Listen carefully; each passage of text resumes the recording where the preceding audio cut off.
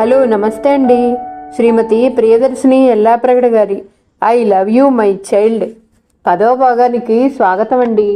ప్రాణేష్ తండ్రిని అడిగాడు. ఇలా పైన కొన్ని గదులు వేయించి ఇంటిని కాస్త పెద్దగా చేయించాలనుకుంటున్నా.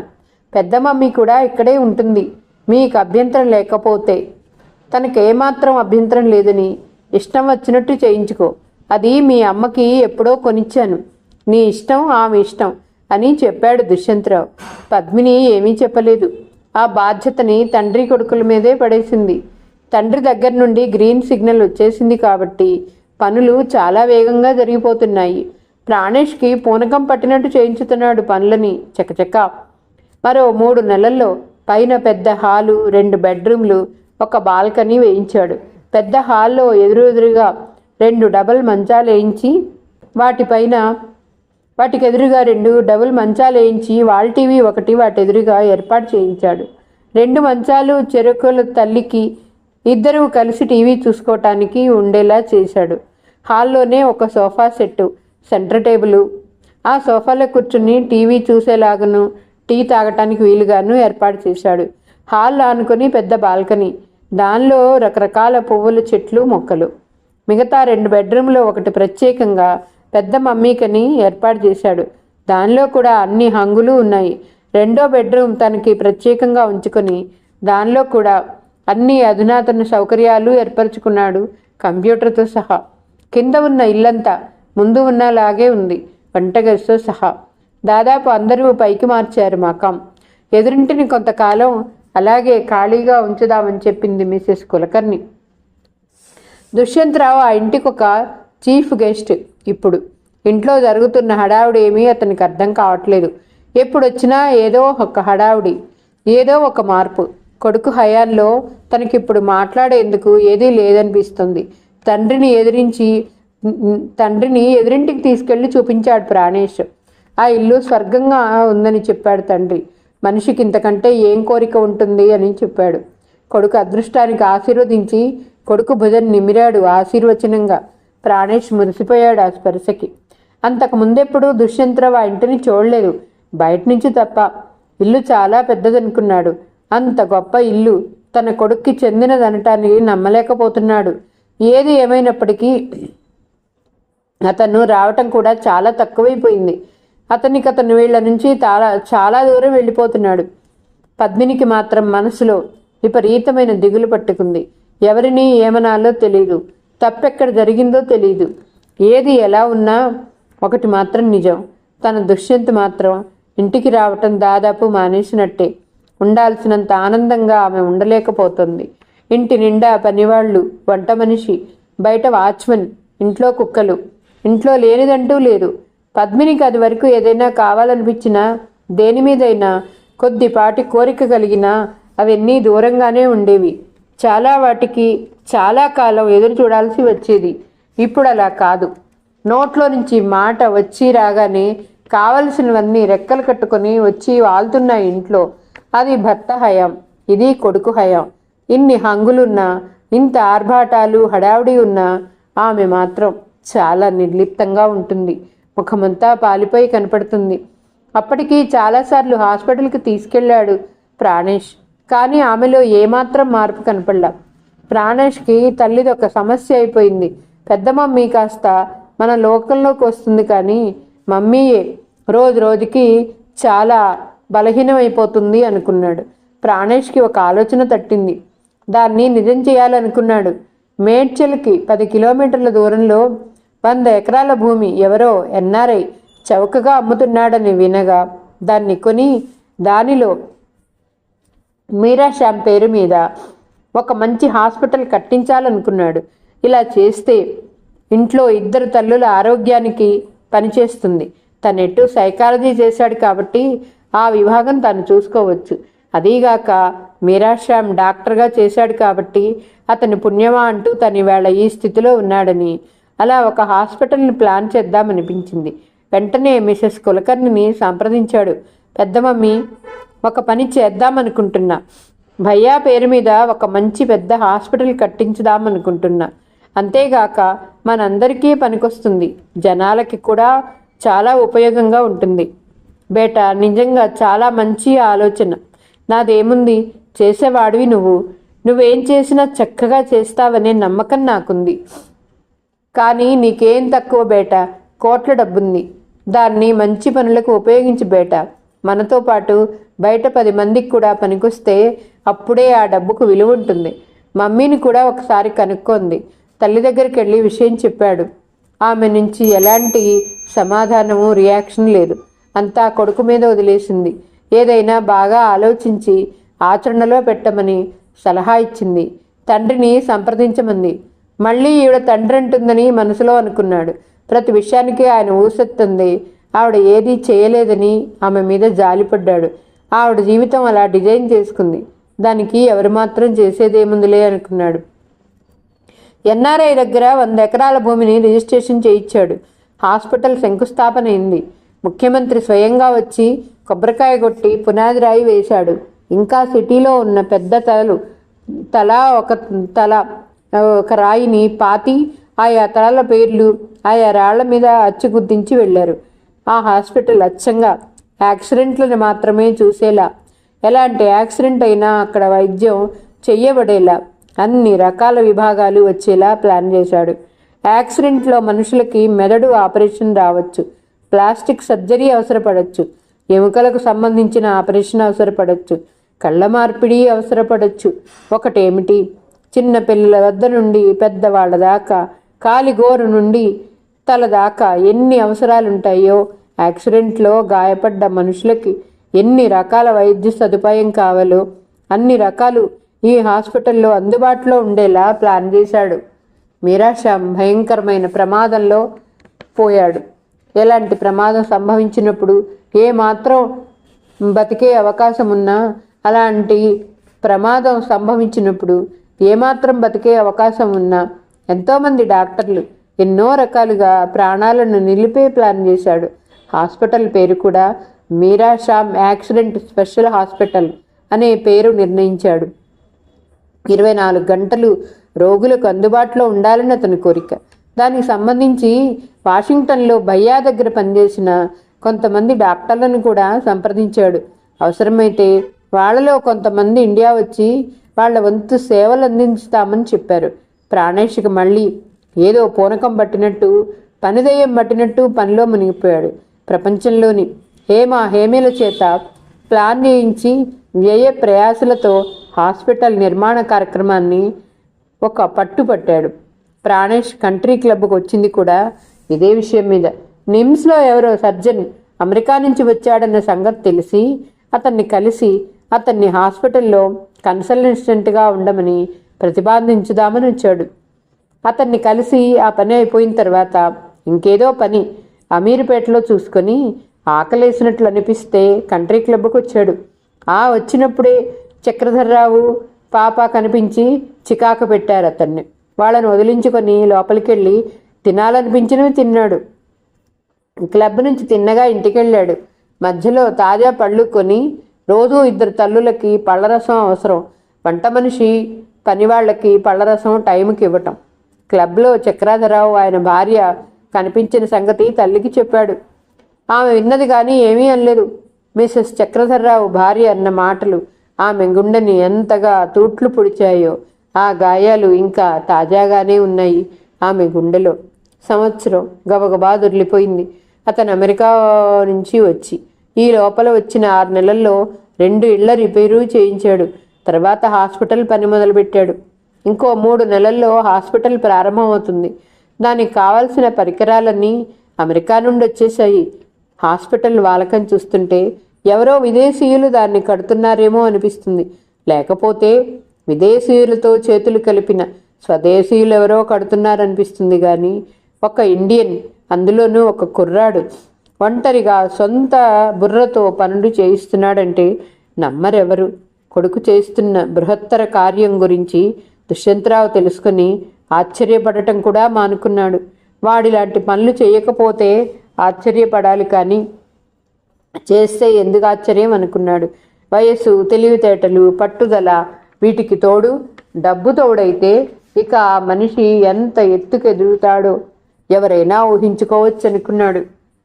గబగబా తయారవుతున్నాడు ప్రాణేష్ హాస్పిటల్ సైట్ దగ్గరికి వెళ్ళటానికి.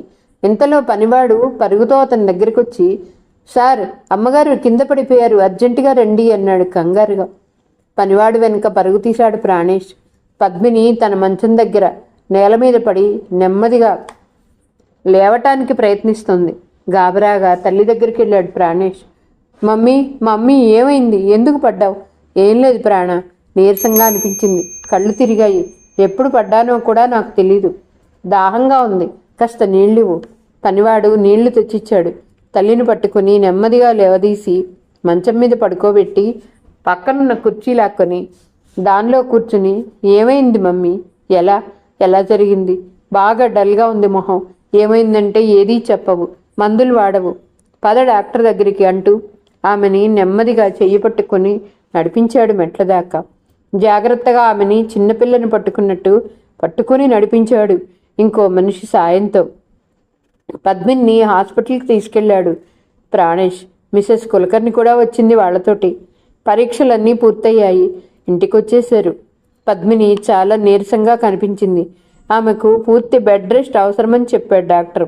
మంచంపై పడుకోబెట్టి ప్రాణేష్ కూడా తల్లి పక్కనే కూర్చున్నాడు.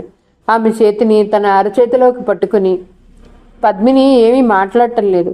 పడుకుని కొడుకునే చూస్తుంది. ఆమె కళ్ళలో నీళ్లు దిండు మీదికి జారి పడుతున్నాయి.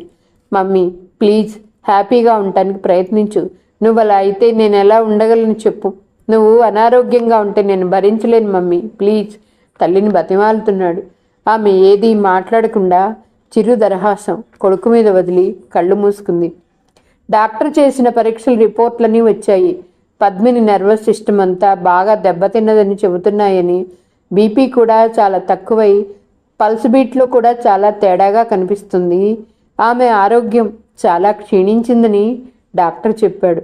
మందుల కంటే కూడా ఆమెకి మెంటల్ పీస్ అవసరమని, మెంటల్ హ్యాపీనెస్ అవసరమని డాక్టర్ వక్కాణించాడు. ప్రాణేష్ గుండె ఆగిపోయినంత పనైంది. నీరసంగా కనపడుతుంది, కానీ తన తల్లి ఆరోగ్యం అంతగా క్షీణించిందని అతను అనుకోలేదు. ఆమె కూడా ఎప్పుడూ అతనికి చెప్పలేదు. ఆమె తనని చాలా జాగ్రత్తగా చూసుకోమని, ఆమె మనసులో అలజడి లేకుండా నిర్మలంగా ఉంచాలని, ఆమె మనస్సు స్థిరంగా ఉండాలని చెప్పాడు డాక్టర్. ఎక్కువగా ఒత్తిడిని భరించటం వల్ల ఆమె సిస్టమ్ అంతా దెబ్బతిన్నదని చెప్పాడు. వెంటనే తగ్గిపోవటానికి ఈ సమస్య 1-2 రోజుల్లో వచ్చింది కాదని, దీనికి చాలా నాజూకు ట్రీట్మెంట్ అవసరమని చెప్పాడు. విషయం బాగా అర్థమైంది ప్రాణేష్కి. తల్లి ఎప్పుడూ బాధపడుతుంటుందని, ఆ కారణం చేత ఆమె ఆరోగ్యాన్ని ఇలా పాడు చేసుకుందని గ్రహించాడు.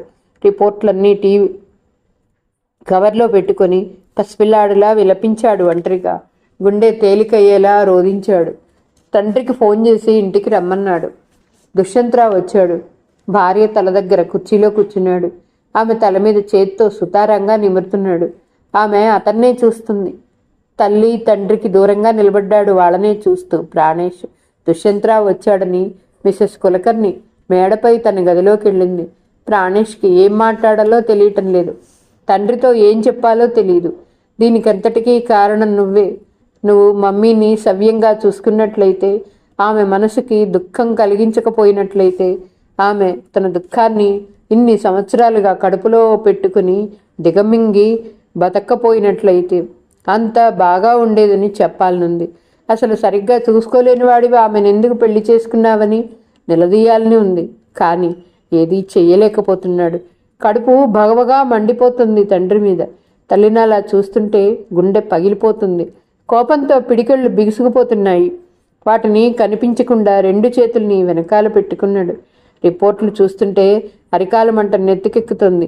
దుష్యంతరావు కాసేపు భార్య దగ్గర కూర్చుని ఏవో చిన్న చిన్న మాటలు చెప్పాడు. ఆమెను బుజ్జగించాడు. ఆమెతో ప్రేమగా మాట్లాడాడు. ఆమెను నవ్వించటానికి ప్రయత్నించాడు. ఆమెను అలా చూడాలంటే చాలా బాధగా ఉంది అతనికి. నిజంగా తను ఆమెను అశ్రద్ధ చేశాననే మనసులో బాధపడ్డాడు. తన జీవితం చాలా నాసిరకంగా తయారైంది.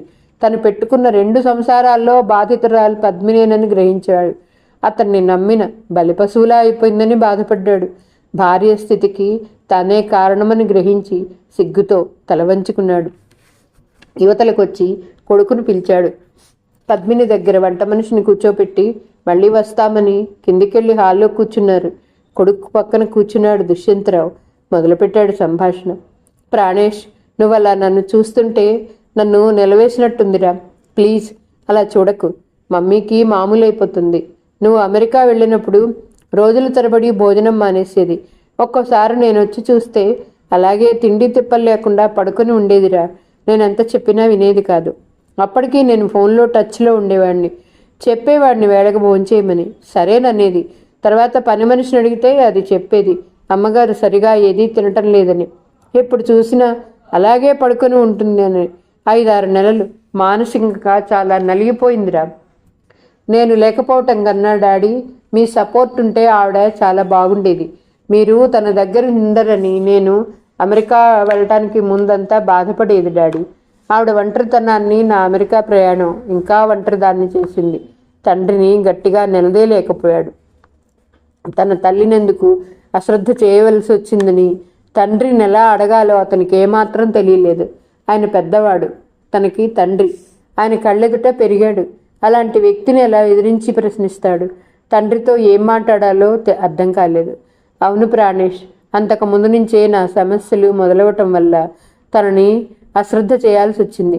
గత 5-6 సంవత్సరాలుగా నా సమస్యలన్నీ నన్ను తెగ వేధిస్తున్నాయి. చెప్పుకోగలిగేవి కొన్నైతే చెప్పుకోలేనివి కోకొల్లలు. మగవాడిగా, అందులోనూ సొంత కొడుకుతో ఈ విషయాలు చెప్పుకోవటం ఎంత దౌర్భాగ్యమో అయినప్పటికీ చెబుతున్నా. మమ్మీ మూలంగా ఇంట్లో గొడవలు, మోహిని ఆంటీతో గొడవలు, పిల్లలు ఆమెని వత్తాసులు వేసుకొని నా మీద అసంతృప్తి ప్రకటించటం. సంఘం, మర్యాద, గౌరవం ఒకటి కాదురా ప్రాణేష్. మీ మమ్మీని చేసుకొని నేను ఎన్నెన్ని బాధలు పడ్డానో నాకే తెలుసు. నా మాటను నిలబెట్టుకోవటానికి, నేను పద్మినికి ఇచ్చిన మాటను నిలబెట్టుకోవటానికి తనని చేసుకున్నా. కానీ తనకి పూర్తిగా న్యాయాన్ని చేయలేకపోయాను. మధ్యలో మీ నాయనమ్మ ఒకటి, అదే నాకు తల్లిరా.